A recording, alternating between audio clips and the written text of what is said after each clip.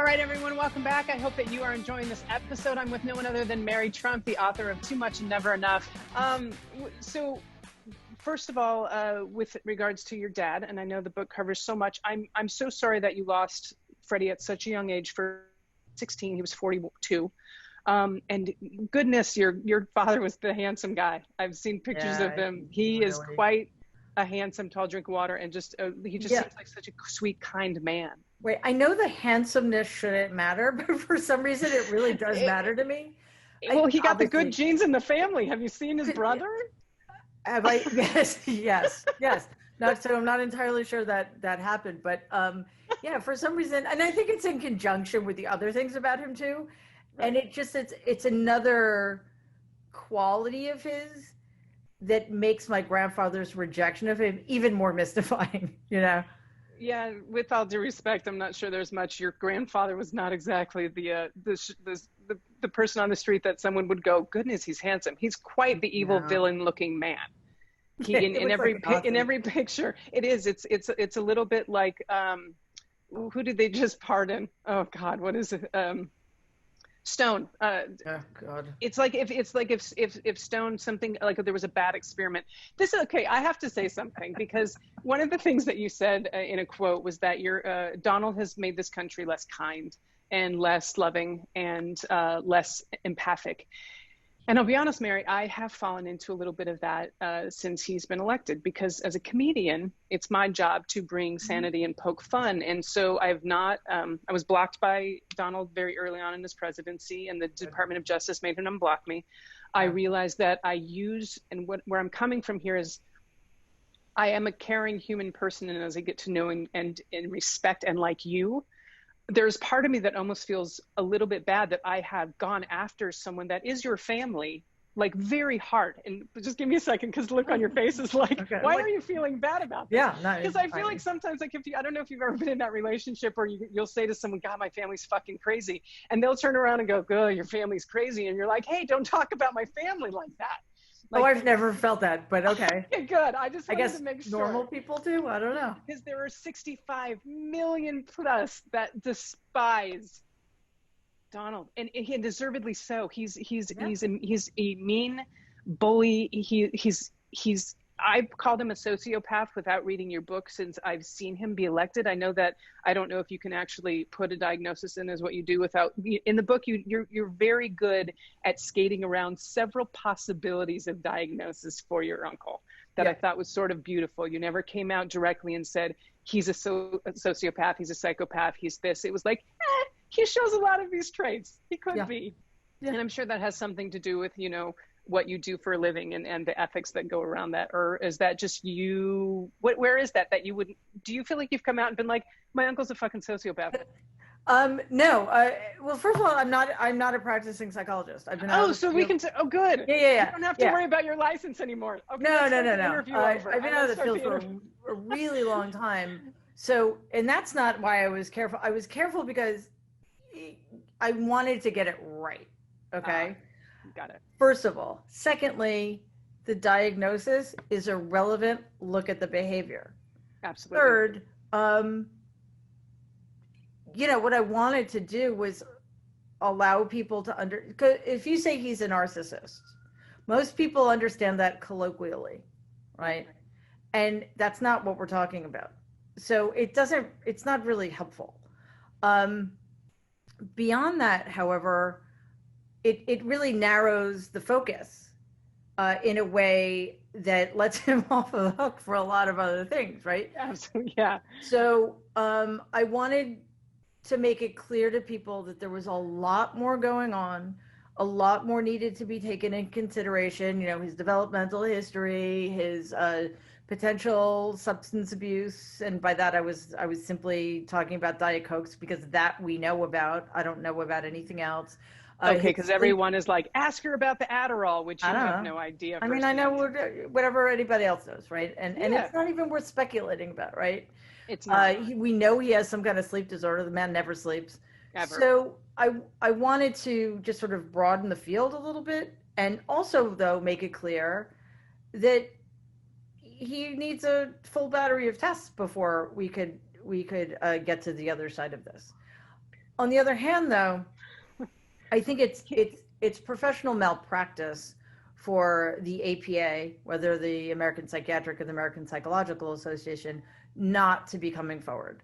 Absolutely. There should be a duty to warn here. We're allowed to like delve deeply into candidates' physical health. Like, Yep. I don't know how many billions of times did we have to see that fucking video of Hillary Clinton semi-fainting because she had pneumonia and it was a hot day.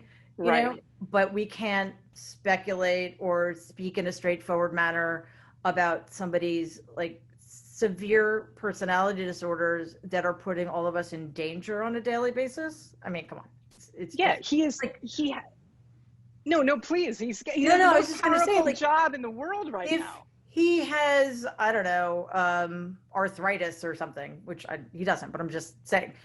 Does it? Okay, does that hurt anybody? No. But if he's, a narcissist with sociopathic tendencies and cannot express empathy and is only going to enact policies that personally enrich him at everybody else's expense, who is so pathologically narcissistic that he can never be wrong. So therefore he has to pretend that COVID, one, either didn't exist, or two, isn't that big a deal because it would make him look bad. That's of much more concern to me.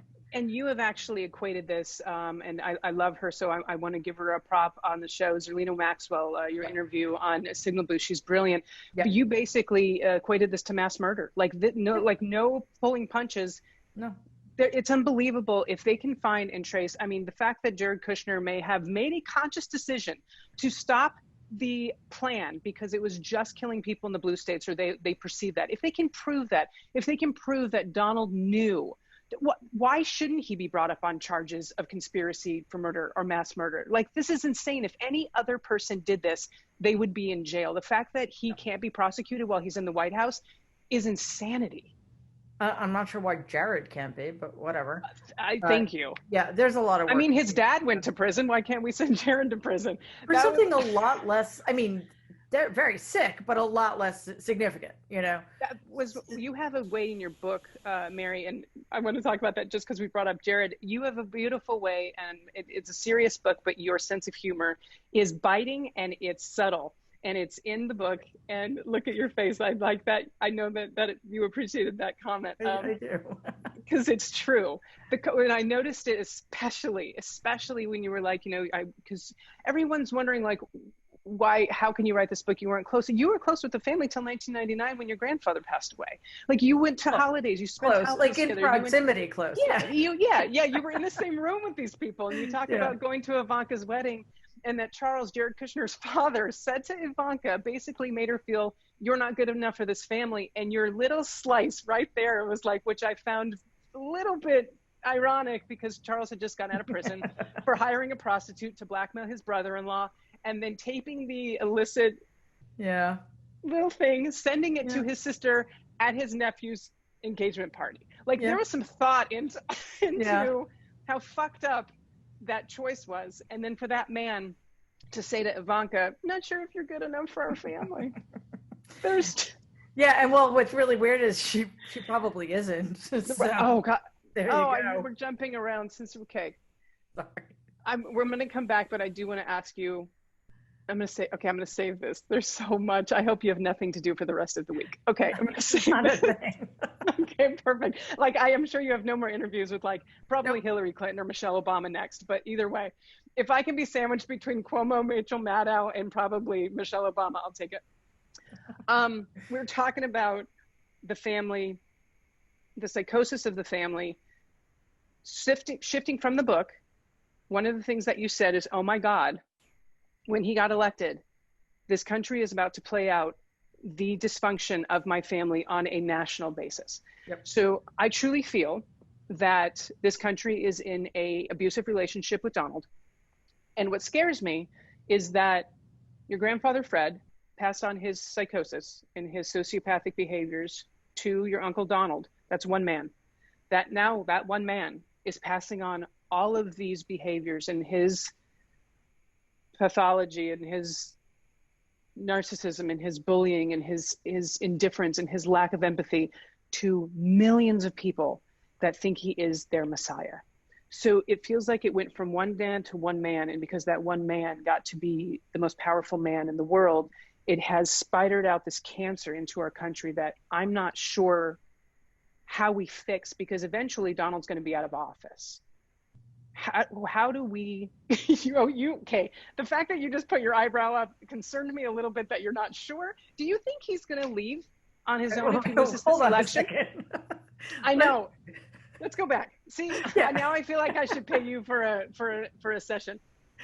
I'm worried that his behavior that went from one man to one man has now spread into an entire base. 63 million, not that he got that many votes. 61 million, not that he even got that many votes. And a lot of people have regretted voting for him, but there still is a massive base that believes that he cares about them. He cares about them, and they actually want his approval. They want this man to say that what they're doing in this world is right. The hate crimes, the bigotry, the racism, it is getting reinforced by Donald with a megaphone of Twitter and in the White House. How do we deal with a country that is starting, half of this country, not half, a large percentage of this country is starting to shift into a very... I'm sorry, you froze for a second. I thought it was more of like, holy shit, that was a really long statement, and I don't remember what you said. No. Okay, so I got it. First of all, I just want to track back for a second when you were talking earlier about, how hard it is to be kind, in this environment.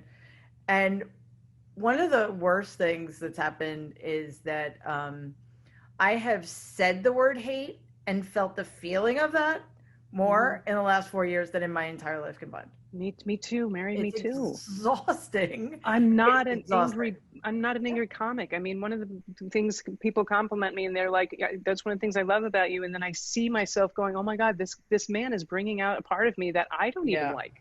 Yeah. And it's hard. Like, I used to be this like really laid back person, and I'm not anymore. So,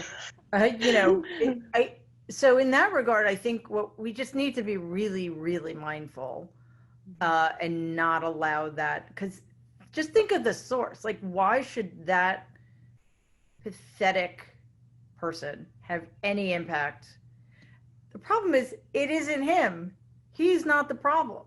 Right. He should be in a psych ward somewhere, or, in a retirement community or jail or whatever. He should be somewhere far away. It's his enablers. So, I'm not really worried about the base per se for this reason. There's always a base. Right. Right? George Bush had the same base. Ronald Reagan had the same base.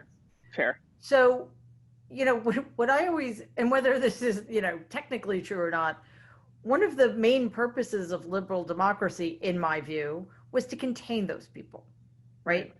Yeah, they can have their vote, but they don't get an outsized voice, and they can keep their hate in their own communities, and we can do everything we can to diffuse any power they might have and to diffuse whatever damage they do to other communities.